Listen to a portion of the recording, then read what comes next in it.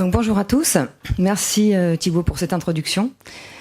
Donc pour ceux qui ne nous connaissent pas, Simonite Cirque est une entreprise qui commence à travailler il y a 20 ans en Italie, où Marco Simonite a débuté ses activités en travaillant sur les problématiques liées à la taille et au dépérissement du vignoble. Aujourd'hui, nous travaillons en France, dans les régions bordelaises, la Bourgogne également, la Champagne et en Provence. Nous travaillons également dans quasiment tous les pays d'Europe où on produit de la vigne et du vin, donc en Allemagne, en Autriche, Italie bien sûr, Portugal et Espagne. Et nous travaillons également en Amérique du Nord, en Amérique du Sud et en Australie, ce qui fait que nous avons une assez bonne vision des problématiques liées à la taille et aussi aux problématiques de sécheresse. Pour ma part, je travaille avec Simonite Cirque depuis 3 ans. Et précédemment, j'ai travaillé pendant 15 ans au Chili. Donc je reviens en fait assez récemment en France. Donc j'ai une assez bonne idée en fait des problématiques liées également à l'irrigation, puisque j'ai irrigué des vignes quand même pendant 15 ans. Et c'est un petit peu la raison de ma présentation aujourd'hui, où j'ai souhaité, considérant là où nous nous trouvons, le canal de Provence et la région, puisque c'est une des régions en France où on irrigue et où les conditions climatiques, aussi la sécheresse que nous avons vécue cette année, a provoqué des vrais problèmes. Donc je souhaitais partager avec vous les observations que l'on peut faire, que nous faisons, en rapport à la taille et l'influence qu'elle peut avoir sur la résistance de la vigne, sa résilience, face aux conditions climatiques un peu brutales, surtout en été, et sur son besoin en eau.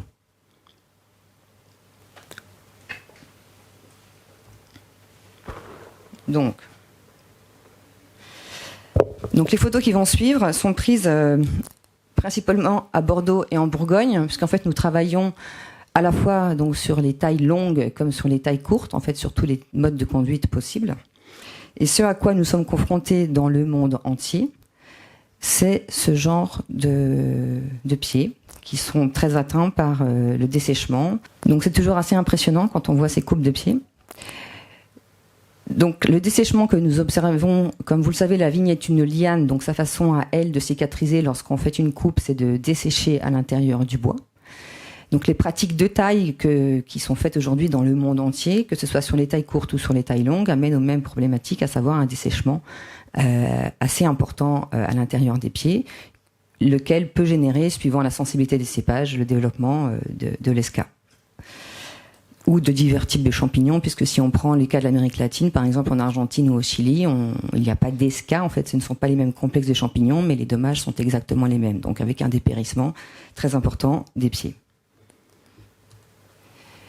Et de fait, ici en Provence, ce que nous observons, c'est finalement assez peu d'esca, il n'y a pas tellement de manifestations d'esca, par contre il y a beaucoup de dessèchement, avec donc création de bouchons de sec qui bouche le système vasculaire et donc un affaiblissement des pieds. Ce qui de fait entraîne une interprétation du problème qui est un petit peu déviée vu qu'on n'observe pas en soi la manifestation typique de l'esca. Pas toujours. Donc la conséquence c'est quoi? C'est qu'on complante. En France on est très très habitué à complanter tous les ans. Dans d'autres pays du monde, on arrache par dizaines ou vingtaines ou centaines d'hectares. En France, on essaye de garder quand même les vignes le plus longtemps possible et donc on est habitué à complanter, ce qui signifie un coût très important pour les vignerons et pour les propriétés. Sur les tailles courtes, donc on a exactement les mêmes problèmes avec des pratiques de taille qui en fait induisent un dessèchement. Ici, c'est le cas d'un Côte Sauternais, en fait, c'est à Bordeaux, sur du Sauvignon blanc. Cépage extrêmement sensible au dessèchement et à l'esca particulièrement. Donc cela entraîne également le dessèchement progressif et la mortalité des pieds. Sur les tailles courtes, donc ici c'est en Provence, sur des cordons, avec exactement les mêmes problèmes en fait. Donc dessèchement des tourelles, dû aux pratiques de taille qui reviennent toujours sur la base des tourelles. En fait, on empêche la vigne de croître, donc on accumule des petites plaies de taille, on fait des grosses plaies de taille, on augmente la quantité de bois sec. Donc là, sur ce pied, par exemple, on ne voit pas d'esca, mais c'est simplement beaucoup de bois sec qui finissent par empêcher la circulation de la sève et les pieds finissent par dépérir. Donc la particularité des tailles courtes en cordon ou en palmette, c'est qu'en fait, on commence par observer un dessèchement des tourelles. Donc on a déjà des pertes de production par pied, c'est-à-dire que c'est beaucoup plus lent finalement que le cas des tailles longues où les pieds meurent, ou expriment beaucoup plus les problématiques plus tôt. Dans le cas des tailles courtes, en fait, on a d'abord des dépérissements ponctuels sur les tourelles jusqu'à un dépérissement complet du pied. Mais les conclusions sont exactement les mêmes, on finit également par complanter. Donc pour faire simple et plus visuel, ici vous avez l'évolution de la qualité du bois entre une jeune vigne en cordon sur une vieille vigne, donc avec les pratiques traditionnelles de taille. Donc une vigne qui a à peu près 5 ans jusqu'à une vigne qui a un peu plus de 20 ans. Et ce que l'on peut observer, c'est une progression du dessèchement au niveau des tourelles, lequel s'étend ensuite à la totalité du cordon. Donc c'est assez visuel ici que la circulation de la sève est impactée en fait par le dessèchement pur et simple du bois. À l'inverse, donc nous travaillons sur, nous sommes un cabinet de consultants et aussi de formation, c'est-à-dire que nous accompagnons les propriétés avec lesquelles nous travaillons sur un projet qui est très particulier à chaque propriété, et nous formons et accompagnons les tailleurs sur la taille à mettre en œuvre afin d'arriver à donner une pérennité au vignoble et une homogénéité. Donc ça, ce sont quelques exemples de travaux que nous menons. Ici, vous avez l'exemple de Chardonnay, ça se trouve dans le Frioul. Donc c'est une vigne qui est taillée par les équipes de Simonite depuis maintenant 20 ans. C'est un Chardonnay en cordon. Donc ce que vous pouvez observer, c'est tous les pieds sont encore présents en fait sur cette parcelle. Et les tourelles que vous observez, elles ont une petite vingtaine d'années. Donc c'est ce que nous appelons en fait de la ramification contrôlée. On peut observer également l'homogénéité des bois. C'est une parcelle qui a plus de 30 ans, et de la récolte. Ça, c'est une photo que j'aime beaucoup, c'est en Suisse, parce que les Suisses ont une façon très très particulière de tailler sur du chasselas. Ils ont des gobelets dans leur pente très très très importante, des gobelets en tire-bouchon, en fait. On leur enseigne depuis toujours à tailler en sève, et vu que la vigne donc, a les bourgeons qui tournent, la phyllotaxie, donc ça tourne naturellement. Et c'est la façon qu'ils ont de tailler depuis toujours. Et à nouveau, on peut observer, ça ce sont vraiment des vieilles vignes, il y a tous les pieds sur la parcelle, il y a beaucoup de parcelles comme ça sur ces coteaux en Suisse, l'homogénéité des bois et l'homogénéité de la récolte, avec une très belle vigueur encore pour des vieilles vignes. Et là, c'est le dernier exemple, donc le cas d'une palmette, ici c'est en Provence, donc à nouveau avec des ramifications qui sont très importantes, on est parti de très bas. Et là, c'est un exemple de gobelet, puisque vous avez aussi ça en Provence. Là, c'est un exemple des Pouilles en Italie. Une vieille parcelle qui a plus de 60 ans. Et si vous regardez, à nouveau, il y a tous les pieds. Donc c'est possible de faire vraiment vieillir la vigne. La preuve en est qu'il y a encore des vieilles vignes partout dans le monde qui nous le prouvent tous les jours.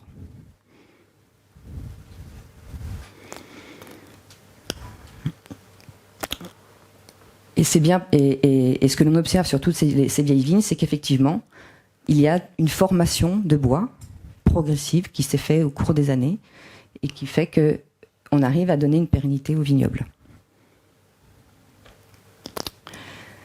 La même photo que je vous ai montrée précédemment, mais avec une ramification. Donc toujours une jeune vigne, jusqu'à une vigne d'âge moyen, une vigne plus adulte. Donc ce qu'on peut observer par rapport à ce que je vous ai montré précédemment, c'est qu'en construisant du bois de façon contrôlée, à nouveau, on arrive à créer du bois vivant, à diminuer énormément la quantité de bois sec à l'intérieur du cep, et donc à avoir un système vasculaire qui est fonctionnel. Quand je parle de ramification contrôlée, en fait, c'est vraiment parce qu'effectivement, il faut comprendre qu'on a besoin d'allonger, en fait, de permettre à la vigne, qui est une liane à l'origine, elle a besoin pour sa survie et sa vie, en fait, qu'on lui permette de construire un petit peu de bois tous les ans. Mais effectivement, nous avons besoin également de la maintenir dans un espace, puisque nous avons une densité de plantation, des fils. Donc c'est trouver les moyens pour construire un petit peu tous les ans, mais de façon dirigée, où c'est nous qui avons la main d'une certaine manière. Tout en faisant des petites plaies de taille, en respectant les couronnes lorsque c'est nécessaire, en faisant des chicots également. Donc respecter la physiologie de la plante de façon à maintenir le bois sec toujours à l'extérieur et non pas sur le flux de sève. Donc c'est cette construction de bois vivant qui donnera la pérennité au vignoble.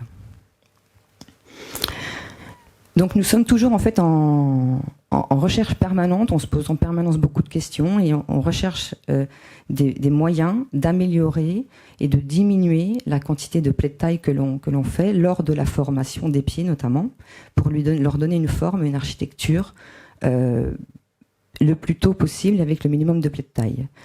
Donc nous avons développé depuis quelques années avec quelques-uns de nos clients dans la région une technique de formation des pieds en verre afin de diminuer vraiment la quantité de plaies de taille. Je vais vous montrer quelques photos ici. Ce travail a été réalisé donc au printemps cette année sur une propriété en Provence. Donc en fait ce sont des vignes qui ont c'est leur deuxième feuille, donc à la taille on les rabaisse à 2 yeux.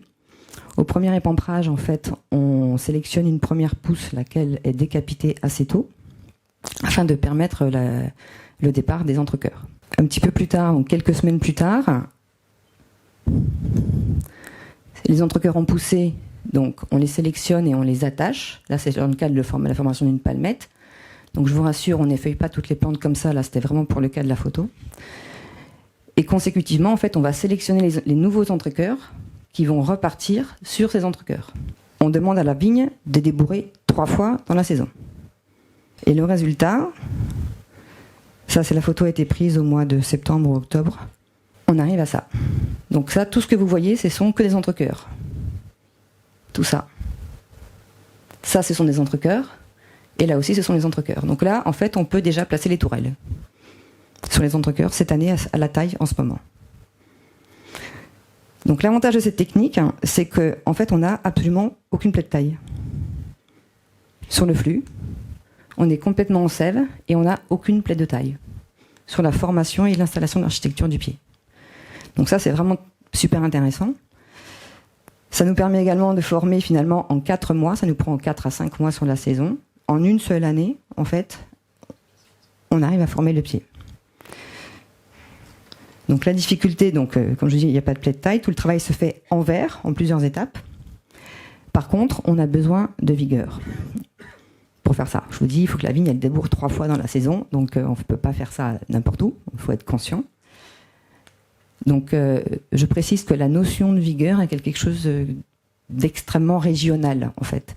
Parce que nous travaillons à Bordeaux et en Bourgogne par exemple, et je travaille également assez régulièrement sur la Provence. Et je vous assure que les Bourguignons et les Bordelais seraient très envieux de la vigueur générale que l'on observe ici en Provence. Donc certainement que la vigueur du pied que je vous montre ici pour vous, certainement vous apparaît un peu faible. Pour beaucoup de gens, c'est déjà très très vigoureux. Donc je vous répète, c'est vraiment très très régional. Par contre, ce qui est vrai, et par rapport à une saison comme nous venons de vivre, avec un printemps assez sec et un été assez sec, pour pouvoir pratiquer cette activité, il est vrai qu'il faut avoir soit des sols qui ont une très bonne capacité de rétention en eau, et dans le cas où on a de l'irrigation, effectivement, c'est aussi une aide. Dans cet exemple, c'est une vigne qui n'est pas irriguée. Okay. Et le résultat, c'est d'arriver à installer donc cette architecture de palmettes sur lesquelles nous allons ensuite travailler progressivement chaque année et construire des petites tourelles de façon à avoir une bonne répartition de la vendange, une bonne aération et du bois vivant. Donc ce que je vais vous montrer maintenant, je vais vous montrer trois groupes de photos. Et c'est un petit peu le hasard de la vie l'année dernière sur la route, entre la Provence et Bordeaux. Donc j'étais quelque part au bord de la Sorgue, et je suis tombée complètement par hasard sur 3 parcelles qui sont les unes à côté des autres et qui se trouvent véritablement à pas plus de 400 mètres de la Sorgue. Donc la première vigne que j'ai vue, c'est une vigne comme ça, on en voit assez rarement, des vignes en cordon qui sont ramifiées comme ça. Donc c'était le hasard, je me suis arrêtée, j'ai pris la photo. Et comme je vous l'ai montré précédemment, donc c'était 10 rangs de vignes, c'est pas plus que ça. Et j'ai parcouru toute la parcelle, il y avait absolument tous les pieds sur cette parcelle. Et j'ai calculé à peu près par rapport au plaies de taille, c'est une vigne qui a plus de 35 ans. Donc on peut dire que la ramification s'est toujours faite, pas toujours de façon contrôlée ou dirigée, mais elle existe. Je remonte dans ma voiture et je fais 300 mètres de plus sur cette même route et je tombe sur cette autre parcelle. Donc là, j'ai calculé, c'est une vigne qui a presque 70 ans, voire un petit peu plus. Donc elles sont très hautes. Je pense que les tourelles, il y en a quelques-unes qui font bien dans les 70 cm. Donc on peut s'interroger sur beaucoup de choses. Il y a quelques pieds qui manquent, mais globalement, pour une vigne de cet âge, elle n'est pas irriguée non plus. Et la sorgue, elle est juste au bout, là-bas, derrière les arbres. On est vraiment très très près de la sorgue. Et à nouveau, la vigne, elle est vieille, elle est âgée, mais elle existe encore. Et elle produit certainement toujours du raisin. Il y avait sur tous les coursons où elle était taillée, il y avait une très jolie vigueur. Très bien, je remonte dans ma voiture et je tombe là-dessus. On est à 200 mètres de la parcelle que je viens de vous montrer juste avant. Et donc ce qui choque bien évidemment, c'est les poches bleues. C'est-à-dire que là, on a des complants, j'ai calculé à peu près, on est à plus de 30% de mortalité. Et les complants qui sont dans les poches bleues, il y en avait de plusieurs âges. Ce n'était pas une seule année de complantation. Et comme vous pouvez le constater, il y a aussi donc une irrigation qui a été installée.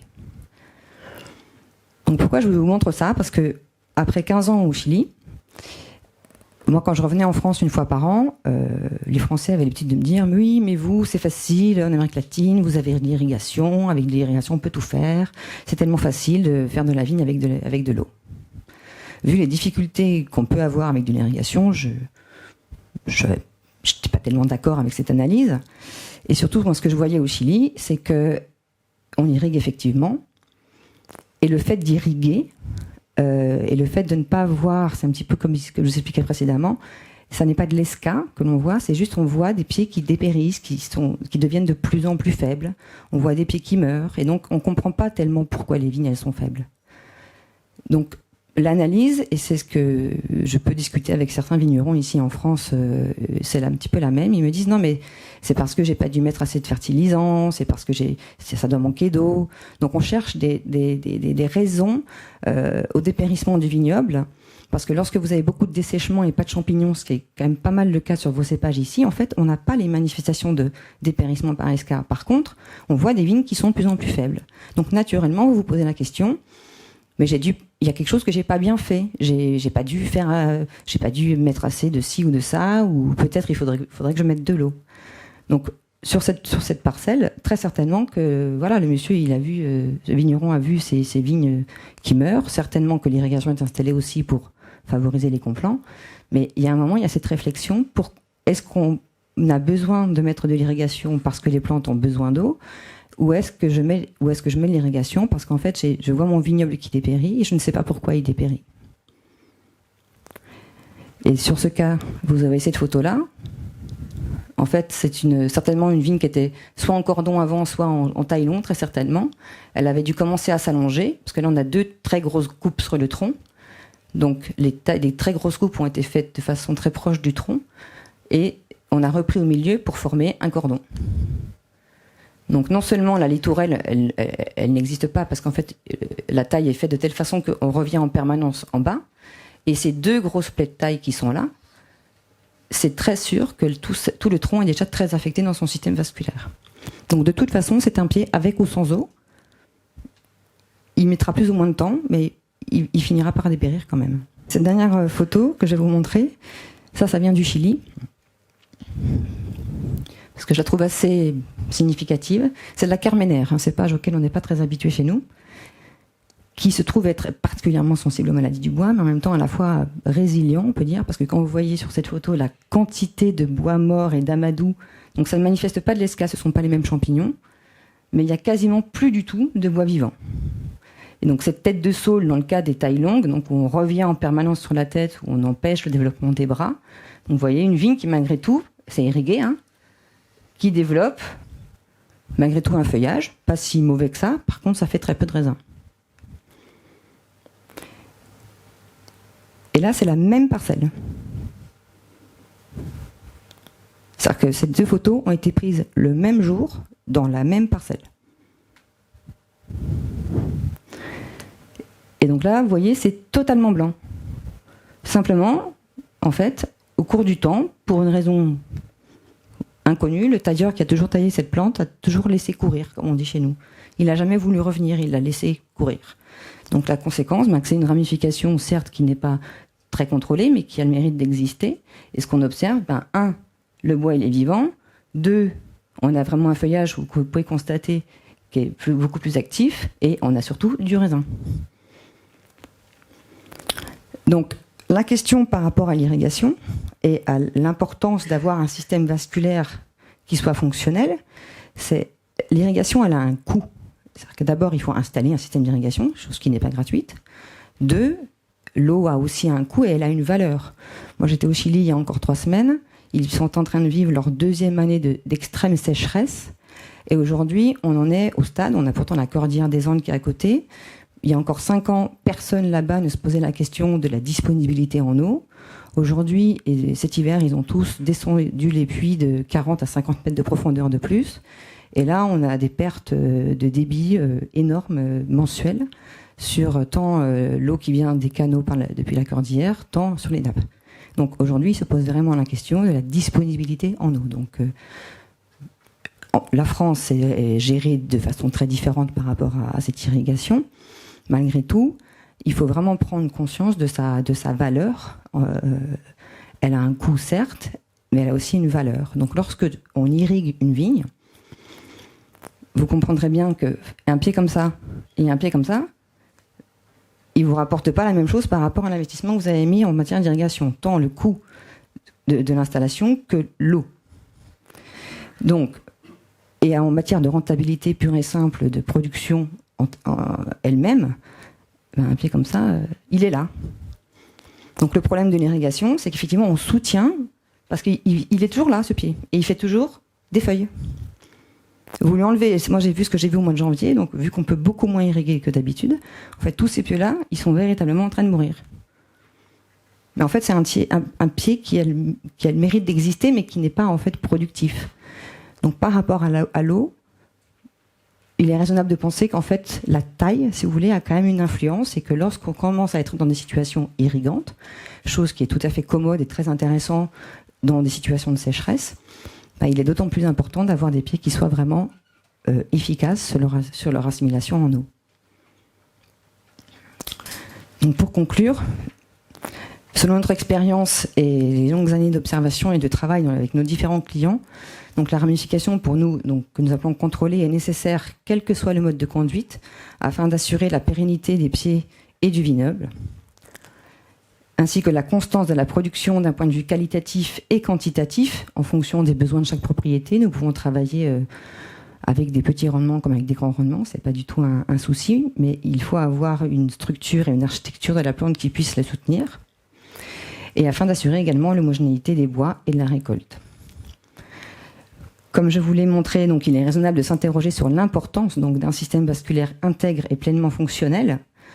Dans les situations non irrigantes, en fait, ce système vasculaire fonctionnel permettra sans nul doute à la plante de résister mieux aux accidents climatiques, donc notamment les coups de chaud en été. Et dans le cas des situations irrigantes, donc, la plante sera plus efficace par rapport à l'eau qu'on lui apporte pour en bénéficier.